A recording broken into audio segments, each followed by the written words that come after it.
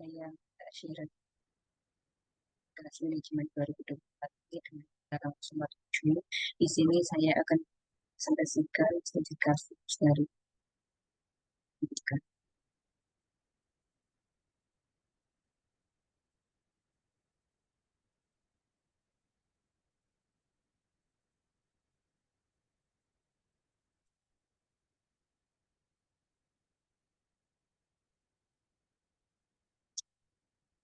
yaitu di tengah judul Perception and Individual Decision Making. Studi kasus sebagai PPPK.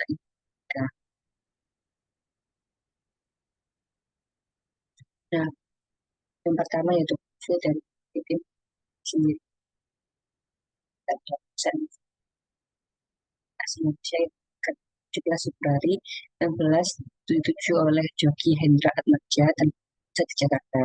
Perusahaan ini dicatat CFD Indonesia sejak tahun 1990 dengan kedatangan PYR dan dikenal sebagai salah satu produsen FMCG terbesar di Indonesia. Dia memiliki 6 sebutan Jakub biskuit, bawang gula, wafer, coklat, dan makanan kesehatan. Beberapa manajemen antara lainnya Kopi, Roma, Beng-Beng, Astor, Tolga, dan Udgen. Dan jaringan distribusi yang dari 100 negara. Toyota menjadi salah satu perusahaan FMCG Indonesia yang paling dikenal di pasar global. Perusahaan ini bahkan dianggap sebagai produsen terbesar di Kongo. Nah, yang pertama yaitu saya menjelaskan persepsi perusahaan.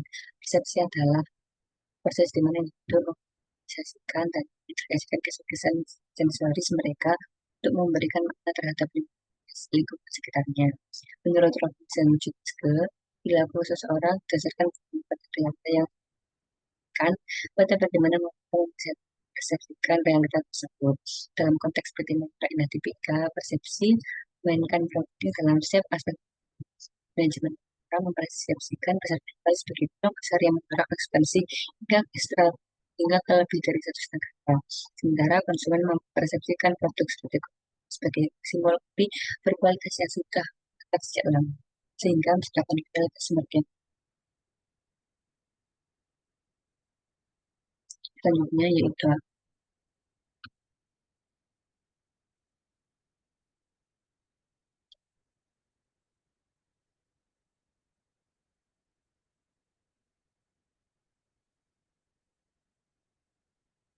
faktor yang mempersepsi dan dapat 3 faktor utama yang persepsi seseorang, yaitu pertama ada faktor dalam diri pemersepsi, faktor dalam situasi, dan dalam game. Dalam diri pemersepsi, persepsi oleh sikap menilai, motif, pengalaman, dan ekspektasi individu tersebut. Seperti Mayura, pendiri perusahaan yang memiliki pengalaman panjang dalam sistem persepsikan peluang pasar dan mencari yang di setiap sehingga keberanian untuk berprestasi ke pasar internasional lain dari aman dan layak. Dan yang kedua, faktor situasi seperti itu, si kerja dan dalam rekan mempengaruhi persepsi.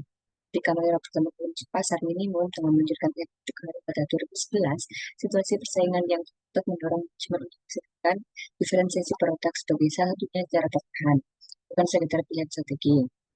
Dan karena itu, faktor dalam target atau objek yang dipersepsikan juga berperan besar. Persepsikan mineral sebagai air minum dan meningkatkan kemasan, meskipun secara kategori produk tidak jauh berbeda dengan sektor lain.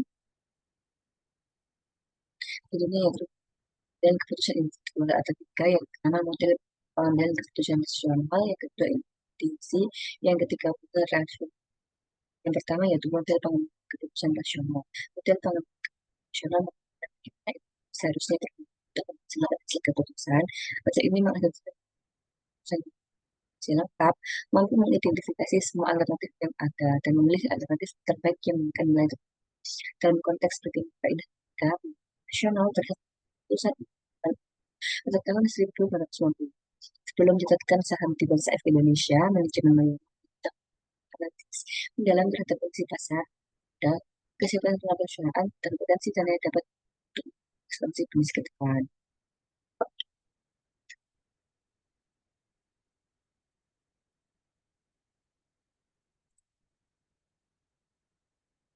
Selanjutnya yaitu intuisi. Pengambilan keputusan berbasis intuisi adalah proses di mana individu membuat keputusan secara tepat berdasarkan pengalaman, perasaan, dan pola yang telah terakumulasi tanpa melalui analisis yang dalam dan sistematis. Menurut Dr. juga, intuisi bukanlah keputusan yang sembarangan, melainkan hasil dari akumulasi pengalaman panjang yang membuat seseorang pola tepat. Di PT Mayora Identifika, keputusan berbasis intuisi terlihat masih protak-protak baru pada lingkup dan terapkan sering kali lahir dan intuisi tim riset dan pemerintah bertahun-tahun menginfeksi tapak selera dan harus selalu hasil riset pasar yang berjalan itu.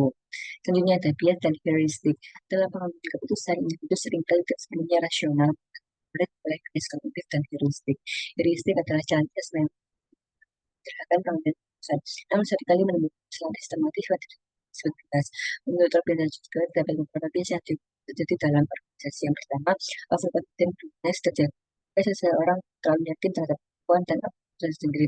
Di Mayora, hal ini terlihat ketika beberapa proyek institusional dilakukan tanpa uji pasarnya cukup karena manajemen terlalu yakin keputusan di Indonesia pasti akan terulang di luar negeri. Kemudian unsure bias terjadi ketika seseorang terlalu bergantung pada informasi pertama yang diterima sebagai acuan keputusan. Pan kali sebagai contoh, di mana manajemen menuju pada kita komputer utama sebagai bahan serta berdasarkan perhitungan biaya produksi. Next yaitu implikasi manajerial. Pemahaman terhadap persepsi dan keputusan individual memiliki implikasi yang sangat penting bagi manajemen PT Mayora Indonesia. Manajemen yang memahami bagaimana peran itu akan bijak dalam pengelolaan dengan karyawan, konsumen, maupun terbisnis karena mereka setiap individu bisa menafsirkan konsekuensi yang sama secara berbeda. Dalam hal pengambilan keputusan, manajemen Mayora perlu menyadari bias kognitif seperti overconfident dan unshoring dapat mempengaruhi kualitas keputusan strategis perusahaan. Oleh karena itu, penting manajemen untuk sistem pengambilan keputusan yang terstruktur, didukung data yang kuat dan melibatkan dituntut pada akan keputusan yang dihasilkan objektif dan tidak semata-mata bergantung pada intuisi atau pengalaman. Ya, sebenarnya itu berdasarkan analisis studi kasus pada PT Mayora Identifika dapat disebutkan bahwa persepsi dan pengambilan keputusan individual merupakan dua elemen yang saling berkaitan dan baru jalannya organisasi.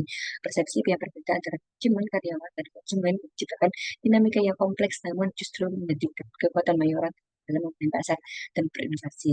Pengambilan keputusan di Mayora tidak selalu berjalan secara murni rasional, melainkan merupakan kombinasi antara model rasional, rationality, dan Indonesia yang disesuaikan dengan kondisi dan tantangan yang dihadapi. Kesadaran terhadap bias kognitif menjadi kunci agar setiap keputusan strategis yang diambil dapat punya hasil yang terbaik bagi perusahaan dan seluruh dunia. Begitu saja pemaparan studi case dari saya. Ramenya